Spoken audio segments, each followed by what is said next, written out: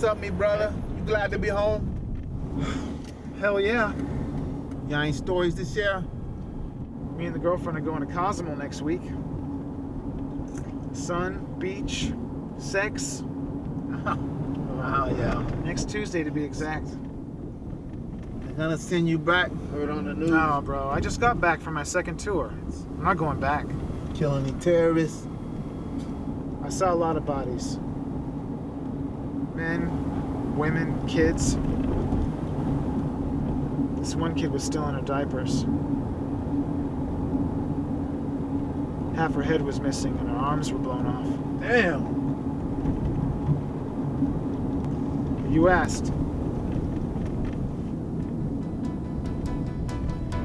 Hey, can you turn that up? Yeah.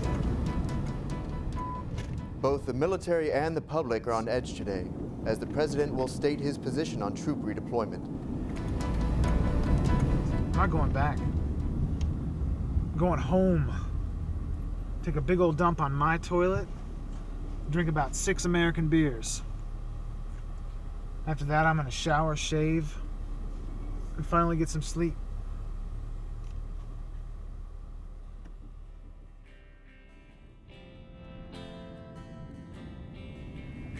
Okay, Mom. Where to?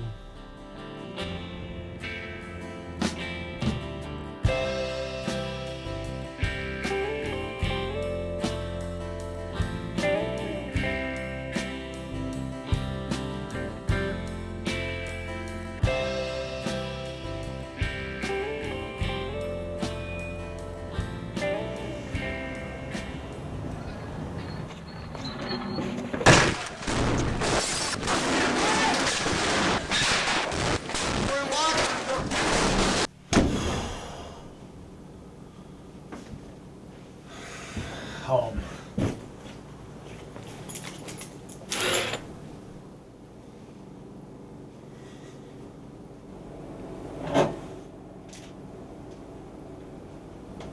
Hey Marcus, if you're reading this, then I know you made it home safe and you should be enjoying a nice cold beer.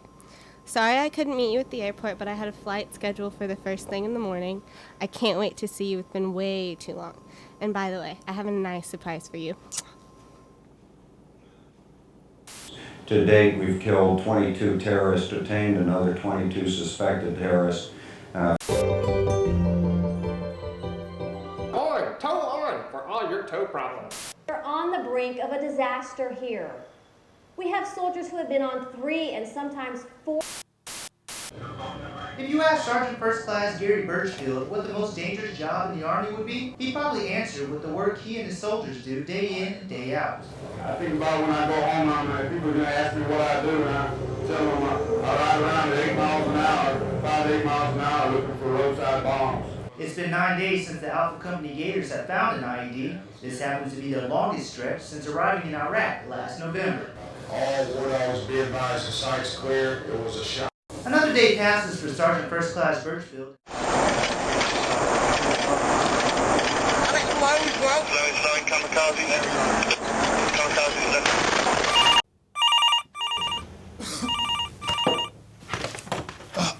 Hello. Marcus, this is your mother. Mom? I'm sorry I didn't make it to the ceremony. Mom, I didn't recognize your voice. voice. Was it nice? You know I don't like to drive to the airport at my age. Come on, Mom, not now. Was the president there? He goes to all the ceremonies, you Mom, know. they haven't had a welcome home ceremony in years, okay? Not since Dad came home. And that was 32 years ago. Your father was so handsome in his dress uniform with all his ribbons and medals. He was a real hero. Marcus, you need to make your father proud. Mom, Mother, I'm not going back. Okay, I'm on leave. I'm not going back. You need to make your father proud. If they call you back, you have to go. Are you listening to me? If your father were here, do you know what he would say? Closer newscast, a special comment about the president. Only would a delusional man answer this country who has demanded relief for our soldiers with this. We will stay in the course and our military will answer. You seem to have the wherewithal to make an open-ended commitment. To rest squarely on the shoulders of our military. What? Marcus? Oh, Megan, I thought you were Mom. Marcus, why didn't you tell me? Whoa, slow down. You knew he was What are killed you on talking patrol about? yesterday. Were you there?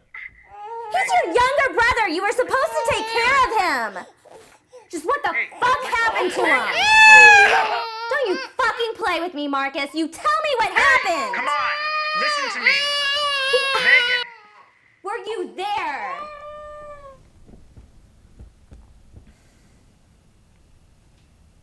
Yeah. I was there, okay? I saw the whole thing.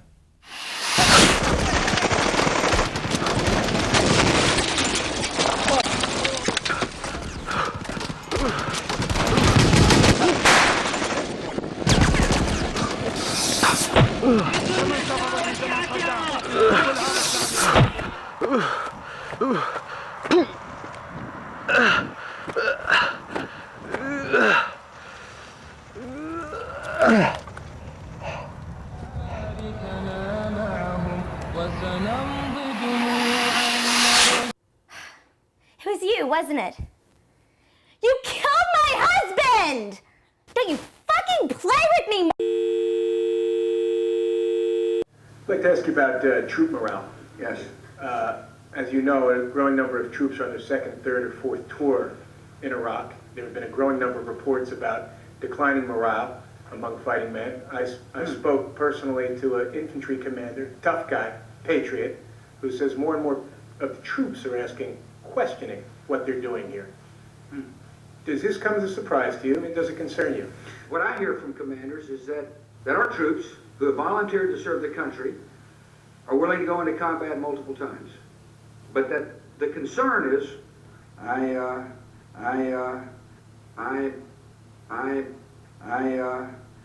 that's one reason I go out of my way to constantly thank the family members. You know, I'm asking, you know, you're obviously talking to certain people. Come on! Come on! I have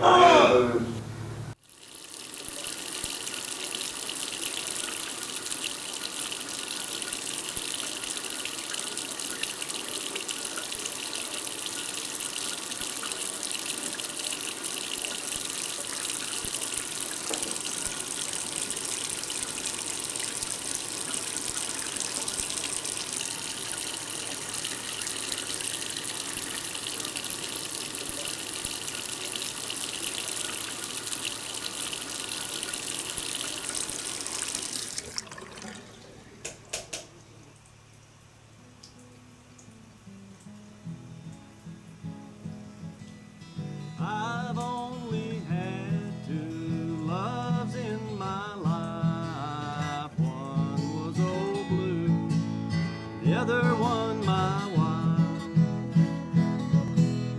I've only had two loves in my life. That was old blue and you. When I was a boy down in Cold River Canyon, me and old blue would ramble the hills. We chased every raccoon in Kanawha County, knew every bramble and knew every still. Now old dogs and children don't last forever. Children grow up and old dogs pass on. I'll always remember the day old blue left me. I sat by his grave and I cried all night long. Yodelay, yodelay, yodelay. I had a woman who said that she loved me. She was my lover, my friend, and my wife.